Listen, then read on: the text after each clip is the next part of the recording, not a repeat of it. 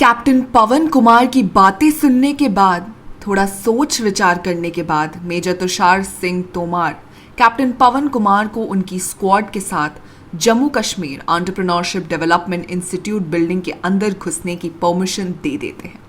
Captain पवन terrorist की तरफ से हो रही फायरिंग के बीच ही अपने 5 कमांडोज की स्क्वाड को ऑपरेशन के बारे में ब्रीफ करने लगते हैं।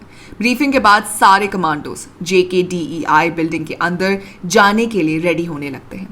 हर एक 10 पैरा स्पेशल फोर्सेस कमांडोज अपने अपने बॉलिस्टिक गियर्स पहन लेते हैं और अपने हेलमेट पर AN/PVS नाइट विजन डिवाइस को अटैच कर लेते हैं। और लास्ट में हर एक कमांडो अपने मेन वेपन M4 कार्बाइन को चेक और रीलोड करता है।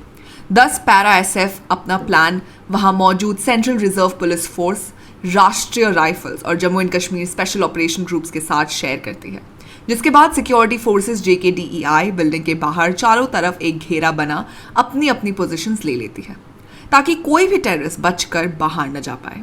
मेजर तुषार भी अपनी टीम के साथ JKDEI बिल्डिंग के बाहर अपनी पोजीशन ले लेते हैं। वो देखते हैं कि टेररिस्ट की तरफ की जाने वाली भीषण फायरिंग के बीच ही कैप्टन पवन JKDEI बिल्डिंग के चारों तरफ एक राउंड मार रहे होते हैं। बिल्डिंग का एक पूरा राउंड मारने के बाद कैप्टन पवन कुमार रेडियो की मदद से मेजर तुषार को अपना असॉल्ट प्लान बताते हैं। कैप्टन पवन मेजर तुषार को बताते हैं कि वो अपनी टीम के साथ JKDEI बिल्डिंग में एंटर होंगे और हर एक फ्लोर एक एक करके चेक करेंगे और इसकी शुरुआत टॉप फ्लोर से होगी। कैप्टन पवन कुमार अच्छे से जानते थे कि मेन एंट्रेंस से बिल्डिंग के अंदर घुसना नामुमकिन था, इसीलिए वो बिल्डिंग के पीछे बने इमरजेंसी एग्जिट से बिल्डिंग में एंटर होने का डिसीजन लेते हैं। कैप्टन पवन कुमार अपने रेडियो पर कवर फायर देने के लिए कहते हैं, जिसके बाद JKDEI बिल्डिंग के चारों तरफ घेरा बनाई हुई सिक्योरिटी फोर्सेस बिल्डिंग के टॉप फ्लोर पर टेरेस के ऊपर ताबड़तोड़ फायरिंग करना शुरू कर देती है। कवर फायर मिलते ही कैप्टन पवन तुरंत अपनी स्क्वाड के साथ बिल्डिंग के पीछे से इमरजेंसी एग्जिट के रास्ते JKDEI बिल्डिंग में एंटर कर जाते हैं। JKDEI बिल्डिंग में एंटर करने के बाद कैप्टन पवन कुमार अपने प्लान के मुताबिक सीढ़ियां चढ़ते हुए टॉप फ्लोर की तरफ बढ़ने लगते हैं। कैप्टन पवन अभी 4th फ्लोर से 5th फ्लोर पर जा रहे होते हैं, तभी उनके रेडियो पर मेजर तुषार उन्हें बताते हैं कि टेररिस्ट ने अचानक से फायरिंग करना बंद कर दिया है, जिसका मतलब ये भी हो सकता था कि टेररिस्ट का ध्यान अब बिल्डिंग के बाहर खड़ी सिक्योरिटी फोर्सेस से हटकर अब कैप्टन पवन कुमार और उनकी स्क्वाड के ऊपर हो। इसीलिए मेजर तुषार कैप्टन पवन से सावधानी के साथ आगे बढ़ने के लिए कहते हैं। मेजर तुषार से मिले मैसेज को सुनने के बाद कैप्टन पवन और भी ज्यादा सावधानी से और धीरे धीरे बिल्डिंग में टॉप फ्लोर की तरफ बढ़ने लगते हैं। कुछ मिनटों के बाद कैप्टन पवन और उनकी स्क्वाड टॉप फ्लोर के दरवाजे तक पहुंच जाती है। कैप्टन पवन दरवाजे पर अपना कान लगाते हैं, लेकिन दरवाजे की दूसरी तरफ से कोई भी आवाज नहीं आ रही थी। कैप्टन पवन कुमार इशारा करके अपने एक साथी कमांडो से टॉप फ्लोर का दरवाजा ओपन करने के लिए कहते हैं। जैसे ही वो कमांडो टॉप फ्लोर का दरवाजा ओपन करता है, वैसे ही कैप्टन पवन कुमार और उनकी स्क्वाड दरवाजे की दूसरी तरफ बने एक कॉरिडोर में एंटर कर जाती है। टेररिस्ट ने टॉप फ्लोर पर एकदम अंधेरा करके रखा हुआ था, लेकिन 10 पैरा SF के कमांडोज को उनके नाइट विजन डिवाइस की मदद से सब कुछ साफ साफ दिखाई दे रहा था। टॉप फ्लोर के इस कॉरिडोर के लास्ट में 2 रूम्स थे और टेररिस्ट इनमें से एक रूम में है या दोनों रूम्स में, ये पता कर पाना नामुमकिन हो चुका था। इसीलिए कैप्टन पवन कुमार के पास दोनों रूम्स को एक एक करके चेक करने के अलावा और कोई भी रास्ता नहीं बचा था। कैप्टन पवन कुमार अपनी स्क्वाड के साथ धीरे धीरे कॉरिडोर के लास्ट में बने रूम्स की तरफ जाते हैं। रूम्स के पास पहुंचने के बाद कैप्टन पवन अपने एक साथी कमांडो से रूम का दरवाजा तोड़ने के लिए कह देते हैं। वो कमांडो थोड़ा पीछे हटता है और तेजी से आगे बढ़कर रूम के दरवाजे पर किक मार देता है। जैसे ही रूम का दरवाजा ओपन होता है, रूम के अंदर से ताबड़तोड़ फायरिंग होने लगती है। फायरिंग से बचने के लिए कैप्टन पवन एक छलांग मारते हैं और रूम के अंदर घुस जाते हैं। अब रूम के अंदर से फायरिंग कर रहे टेररिस्ट और कैप्टन पवन के बीच का फासला काफी कम रह गया था कि तभी वो टेररिस्ट कैप्टन पवन के ऊपर फायरिंग कर देता है। कैप्टन पवन को 2 गोलियां लग जाती है, लेकिन इससे पहले कि वो टेररिस्ट कैप्टन पवन के ऊपर फिर से फायरिंग कर पाता, कैप्टन पवन जल्दी से अपनी राइफल का ट्रिगर दबा देते हैं और वो टेररिस्ट वही का वही ढेर हो जाता है।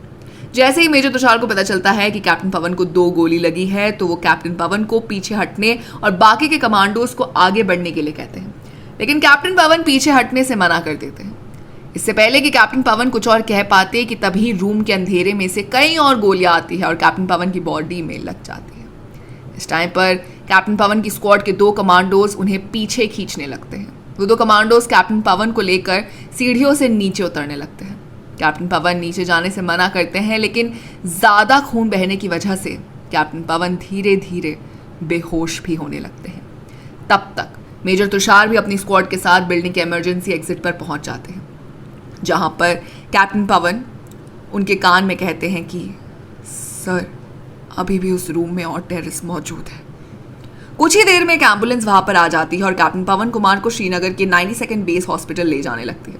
92 बेस हॉस्पिटल में पहुंचने के कुछ घंटे बाद 21 फरवरी की सुबह होने से पहले कैप्टन पवन वीरगति को प्राप्त हो जाते हैं। उधर पूरे JKDI बिल्डिंग में कैप्टन पवन कुमार की वजह से मिले एडवांटेज का फायदा उठाकर 9 और 10 पैरा SF मिलकर बचे हुए 3 टेररिस्ट को मौत के घाट उतार देती है। सभी टेररिस्ट को खत्म करते करते 48 आवर्स से ज़्यादा का समय लग गया था। ऑपरेशन खत्म होते होते 9 पैरा SF के 2 कमांडो कैप्टन तुषार महाजन और लैंस नायक ओम प्रकाश भी वीरगति को प्राप्त हो जाते हैं। कैप्टन पवन कुमार की डेड बॉडी को उनके घर भेजने का इंतजाम किया जाता है, लेकिन जाट रिजर्वेशन को लेकर हो रहे दंगों की वजह से कैप्टन पवन की डेड बॉडी को बाय रोड उनके घर पहुंचाना बहुत ज़्यादा मुश्किल लग रहा था। इसीलिए इंडियन आर्मी हरियाणा में दंगे कर रहे लोगों से कैप्टन पवन कुमार की डेड बॉडी को उनके घर आराम से पहुंचाने की रिक्वेस्ट करती है।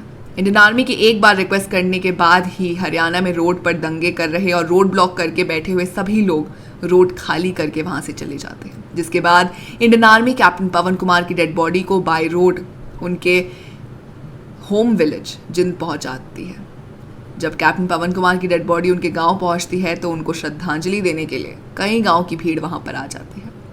कैप्टन पवन कुमार को उनके साहस, असाधारण वीरता और सर्वोच्च बलिदान के लिए 15 अगस्त 2016 को शौर्य चक्र से सम्मानित किया जाता है। इसी के साथ 9 पैरा SF के कैप्टन तुषार महाजन और लांस नायक ओम प्रकाश को भी उनके साहस और असाधारण वीरता के लिए 15 अगस्त 2016 को शौर्य चक्र से सम्मानित किया जाता है। तो दोस्तों, ये थी कैप्टन पवन कुमार की वीरता की सच्ची कहानी। आजकल बॉलीवुड में रियल कहानियों पर कई सारे फिल्म्स बन रहे हैं, तो हो सकता है कि हमें ऐसी ही कोई कहानी सोल्जर 2 में भी देखने को मिले। तो आप हमें बताइए कि आप सोल्जर 2 के लिए कितने एक्साइटेड हैं। साथ ही अगर आपको वीडियो पसंद आई हो तो इसे लाइक कीजिए, दोस्तों के साथ शेयर कीजिए और फिल्मी दुनिया से जुड़े रहने के लिए सब्सक्राइब कीजिए हमारे चैनल बॉलीग्राज स्टूडियोज को।